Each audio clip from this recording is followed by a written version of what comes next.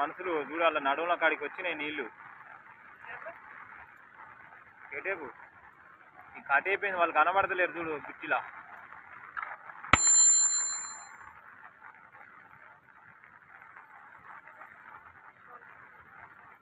ఇది మన మైబాద్ under bridge. ఇట్లా అన్నట్టు 2 రోజులు మనుషులు కొడితే అలా మునిగే పోతారు అన్నట్టు.